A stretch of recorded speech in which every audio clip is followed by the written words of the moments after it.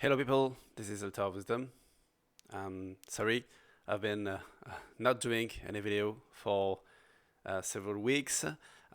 Probably better to do devices and software than making videos, so I'm sorry about that, but here I am again. So today we are going through my latest Max for Life device, D1630. Let's get on to it. So, what is this? In front of you, you get the old PDF manual from the Bob Moog 1630 Bode Frequency Shifter. I think that some of you will find this design quite familiar because it has been already re-implemented as a VST with a delay, so that's something that you probably know of. So here's my take on this thing. The original 1630 was just a frequency shifter, so whatever there is a difference between frequency shifting and pitch shifting. Pitch shifting is just trying to retune something, the incoming sound. So if you have it's basically a geometrical modification of the pitch of the frequency. When you're doing frequency shifting, you're not doing anything geometrical, you're just shifting linearly all the frequencies to above or below. So let's say everything will be shifted up 100 hertz, whatever the frequency is. It's not like pitch shifting. So what does this kind of stuff allow us to do? Making crazy sounds, generally speaking, because pitch shifting is usually keeping the harmonical content quite in sync, so you can get like an auto-tune effect.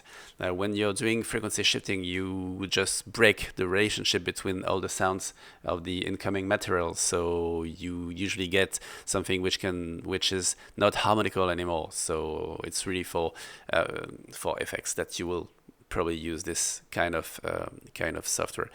So here we go. Let's have a brief look at the interface of the device. So we have pretty simple. If you have already downloaded my sample delay free device that I've put online a few weeks ago, it's starting with something which is very similar. So you have a delay which is in samples, milliseconds, note division, or in pitch if you want to do Karplus Strong synthesis. You have an option to have a ping pong delay, and you can sync or unsync left and right channels. So let's say that we're going to go back to 0 samples. This one I'll come back probably to it later. It's for now it's a drawback of this device compared to sample delay, but I may comment on this a bit later. A doppler allows you to configure how long it takes to change a delay when you're moving these switches, and it's typically what will get you the classical dub delay, pitching up or pitching down when you change the delay for special effects. You probably know of this one. Then you have the actual frequency shifter, so it can be set on 10 Hertz scale, 100 Hertz scale, and 1000 Hertz scale. You have this button at the bottom which allows to have an opposite frequency shifting for left and right channels. So say 10 Hertz above, if I do that, then the right channel will be shifted upwards 10 Hertz, whereas the left channel will go -10, and like that. Then we have, let's say here we have the feedback. Beware if the feedback is put to 0, as the feedback is inside the loop. If feedback is put to 0, then you will have no sound on the wet signal. So if you want to have just one repetition, probably say to like 16 or 20% of feedback to make sure that you get some output sound, and the sound can be a bit low, so this is why I have an utility here, because if you just want to have one repetition, then you probably have a low signal. It's something which I probably will correct later, but I'm not sure if it's really necessary. Then we have a dry rate knob, which is pretty normal. We have the output correction meter, giving you the information with phasing, phasing issues if you're doing delay and you have very low delay setup, then you can get into phasing issues. It may be on purpose, but you have to have this display. Then what do we have? Post effects on the delay. So first one is the smear parameter.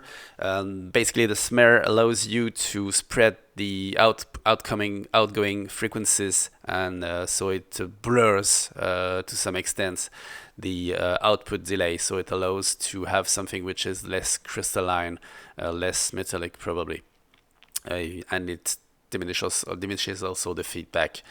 Then you have high pass and low pass filters, so you can filter out the delay before it gets into the feedback loop and out and to the output. So it allows you to remove excessive high or low frequencies from the delay.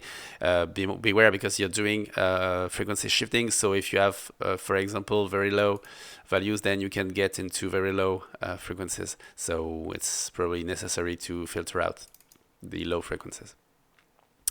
Then you have an overdrive button, which is basically a distortion unit. So it's a distortion on the delay. Keep in mind, again, if the distortion is high, then the feedback will be set to something lower, because the overdrive actually increase the volume of the delay. So if the overdrive is high, then you have to remove to below to decrease the feedback.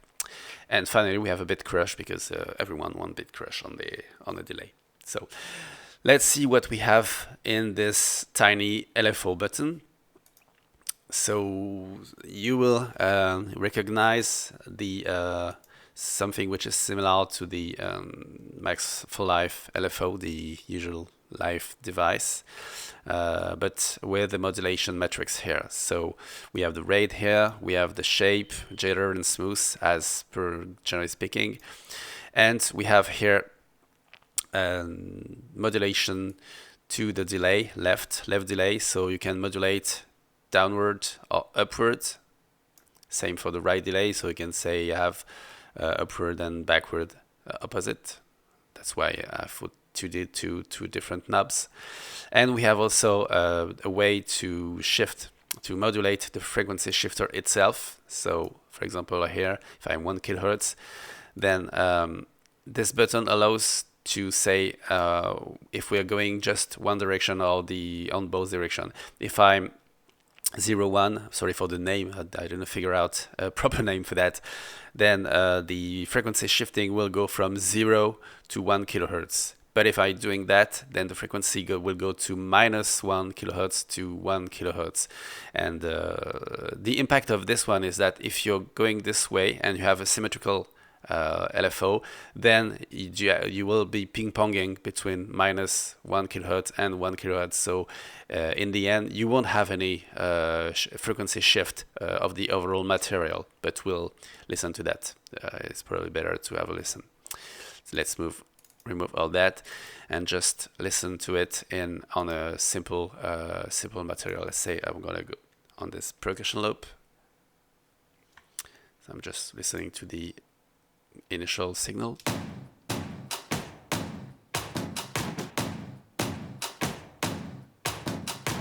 That's a simple percussion loop, and we'll start with something very low, and I'll play with the knobs as we're speaking.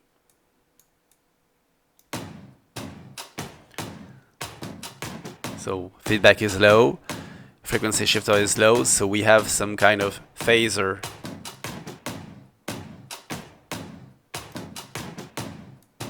and the delay is almost 0.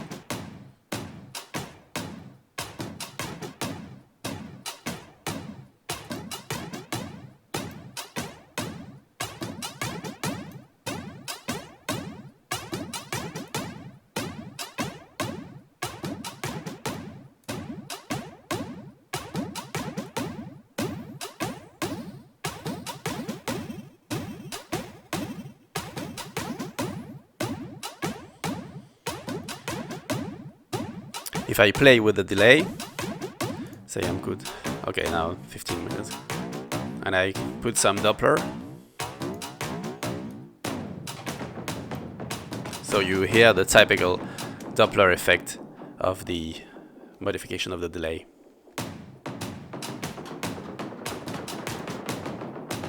If I don't want to have that effect, I just put that to a small value, not too small, because sometimes you can have some glitches sound.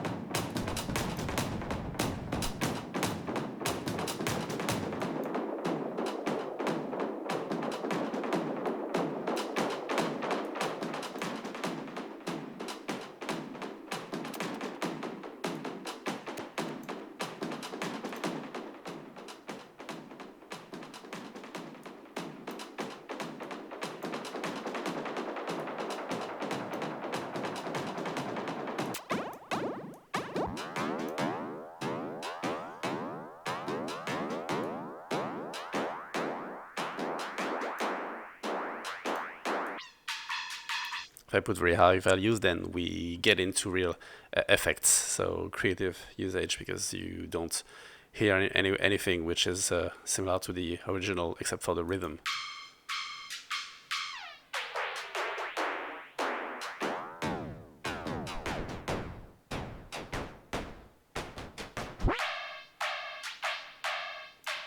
So if I play now with the LFO on the frequency shifter, just upward.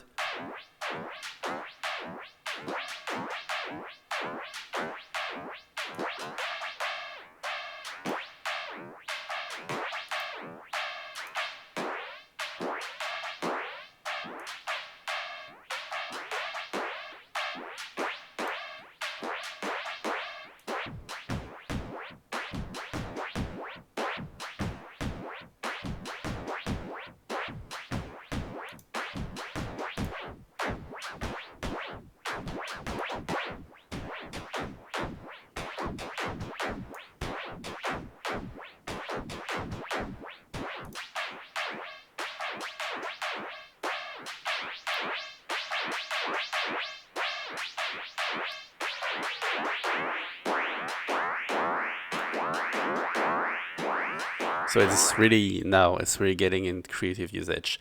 I can remove the frequency shifter and just play with the delay a slight bit. So if I set opposite values for the modulation of the delays.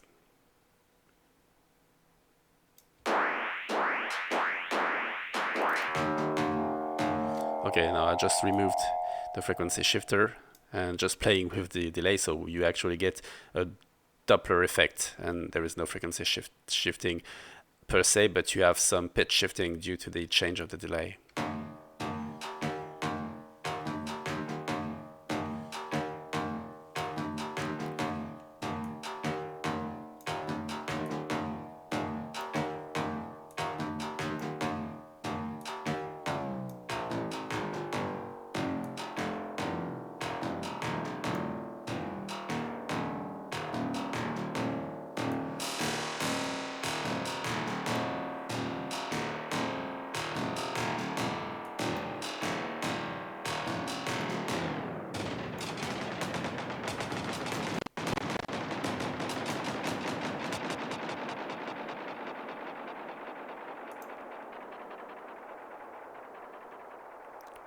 Yeah, if I put opposite delays, but in pitch in ping pong mode, then the delay change will probably compensate each other, so you won't hear what it does. But here we really hear the difference of delay.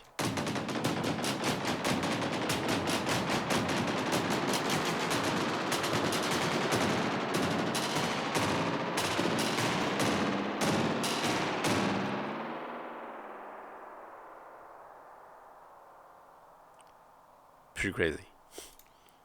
All right. Now let's hear that on another loop.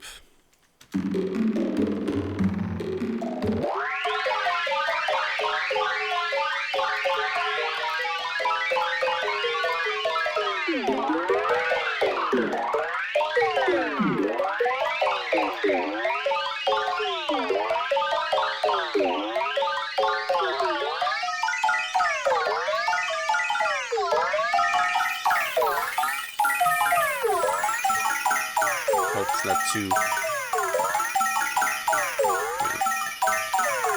Get some exhale. What do you think? Okay. Pretty crazy. Let's silent all that, and here let's hear what we have on the actual material that I prepared for this session. So what do we have? Classical kick bass. That's that's one of the mudra basses on prog and on full bass. We have some Atmos sound with D1630. Then we have some perks with a bit of effects on them, and I think we have some others using it. Yeah, and we have a stab, which is also configured, and some mid loop, and the Atmos as well. I tried to select as many materials as I could to show you what it actually does. Sorry. So let's just listen on this one, for example, what it does with the original sound first.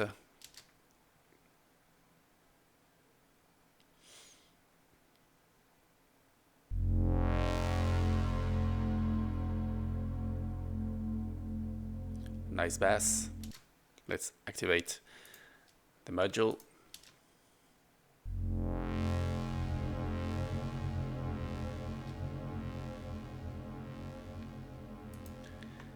Yeah, it's quite a subtle use of the device. We'll say that there was just minus 10 hertz, but there is some wobbling on the frequency shifter. It's just to widen it a bit. And then we can put some auto gate afterward to see what it does.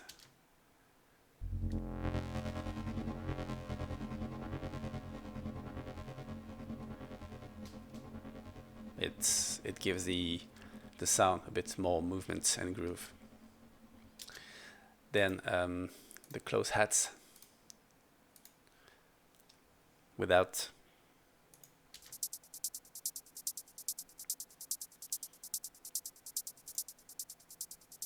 It's just a bit wider. There was some ping pong here, and just a slight bit of modulation, but the delay is quite filtered.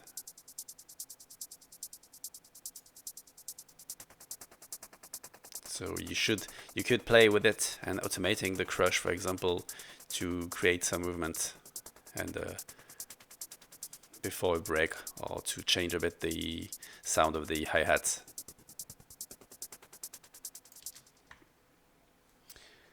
Then open hat, I think that there's nothing. Yeah, this stab is just here. So what we have, it's the NA2 patch. Let's just listen without any effect. Just here. Sorry.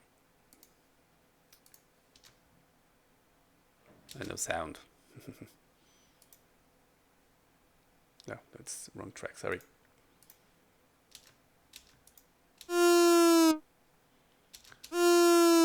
So the sound is awful per se. Let's put some black hole on it. It's interesting, but not shifting at all. Let's add the module.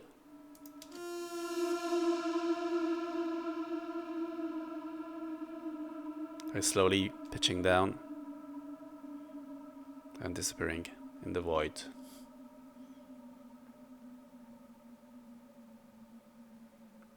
Of course, with the feedback can be pretty high, so you usually will want to bounce that and cut the trails, the remaining trails of the sound, because it would muddy up your mix. Next, we have this mid loop. Again, let's listen to it alone from here.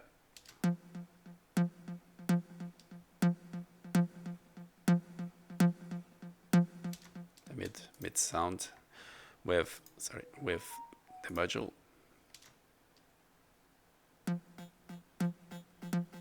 So here I'm not using the frequency shifter, but just the bitcrush, a bit of overdrive and some feedback.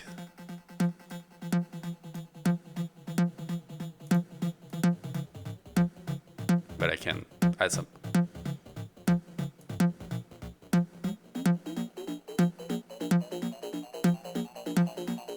So that's typically something that we will want to play if you're preparing a riser or just a transition from one section of your track to another. You can automate that. So starting with regular sound, but sending that to the highs.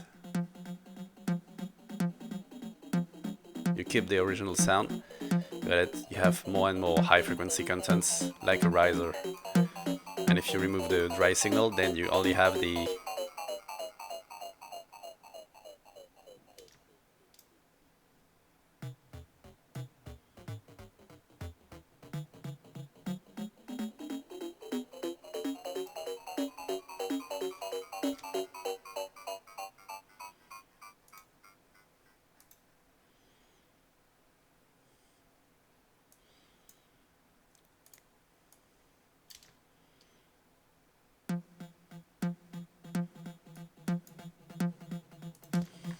next. Okay, let's check on this Atmos. So the basic sound is a pad, which is correct, but not much happening.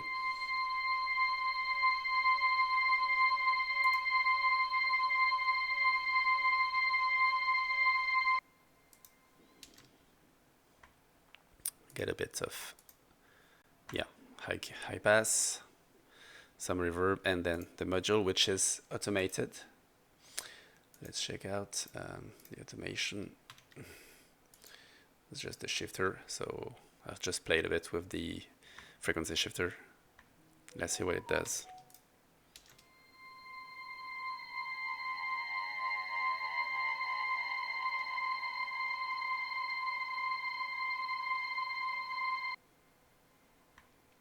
And with some reverb.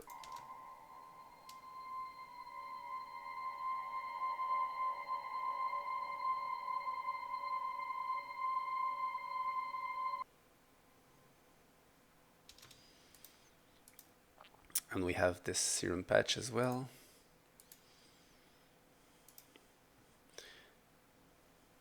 Yeah, that's just a squelch.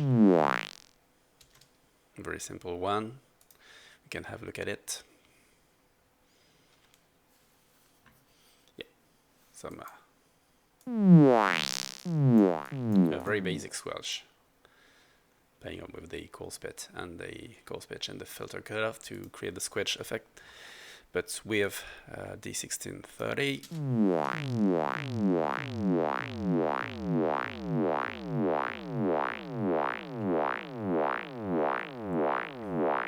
You're not hearing much of an effect, even though there is the frequency shifter happening. And I think that's because the squelch actually runs through the whole spectrum. So even the delays are running through the whole spectrum. So you don't hear much of a difference on squelches. That's my personal opinion, but I'll try to change that. That's a bit better. Yeah, if you lower the frequency again, even more, then you hear that there's a difference. But you don't hear almost. It's better. Usually hear a bit more when you go upward, but the sound is harsher, in my opinion.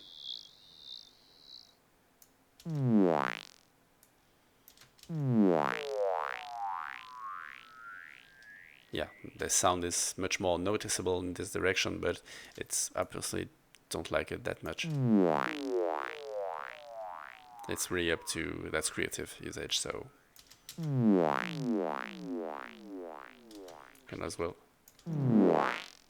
Yeah, you can also use it to have something wider.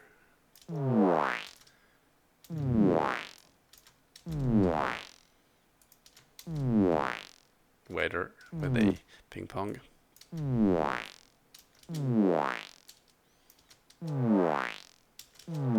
So we can get some creative stuff out of it.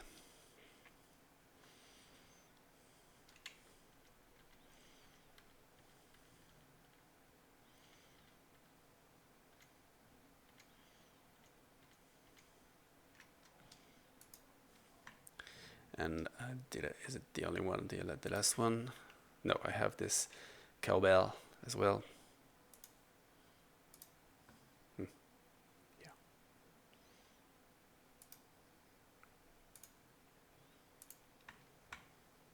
Where is it? Yeah. Simple 808 cowbell. But with the crush, which is automated, and the frequency as well.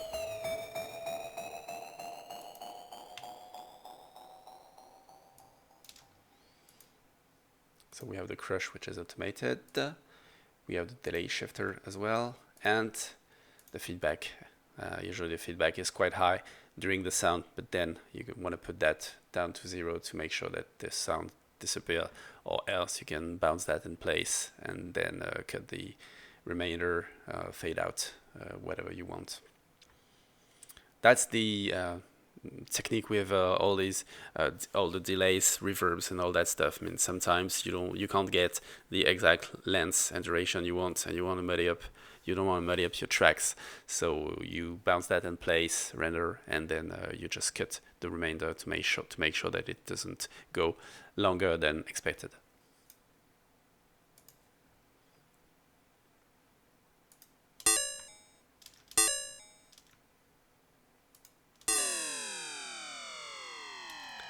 So you start from something which is just a basic perk, and which is pretty recognizable, but you change it.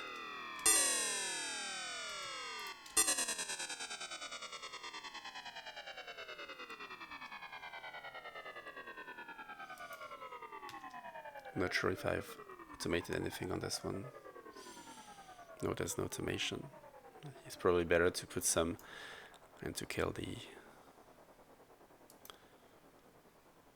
Yeah, there's something else here. It's a pitch shifter, but it's not the same stuff. And we have, yeah, I think that was all. We can just unsolo everything and just listen to all that in place.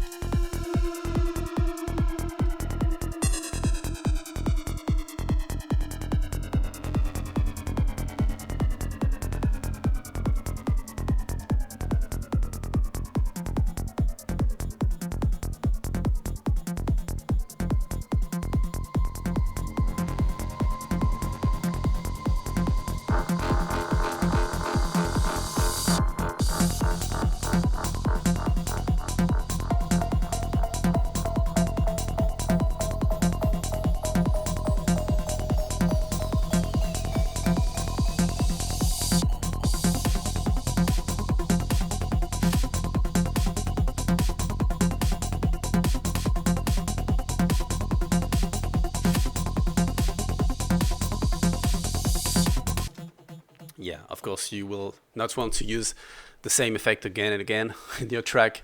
It would get noticeable and quite boring, but I just wanted to show the effect on different sorts of materials. So so here we are. This is D1630, my take on frequency shifted delay. And hope you like it. I hope you like this video. Sorry, it's always a bit of a mess when I'm presenting stuff because I'm just not that comfortable presenting videos. But still, if you like the device, head to my Gumroad page. It's available right now. And subscribe if you want to, and if you want to support me, you can also join my Patreon, which the link is also in the description of this video. If you want to contribute to my my developments and get some unique and privileged devices that I'm releasing for now only for the Patreon members. I think we've seen the pitch shifter somewhere. It's something which I've made available already for my patrons. something which I've just designed for Patreon up to now. It will probably be still available on my regular Gumroad account, but usually later, so maybe in several weeks from now. But if you want to get this device right now, you can subscribe to my Patreon site and support me. So thanks for your time, thanks for watching this video, and see you people. Bye bye.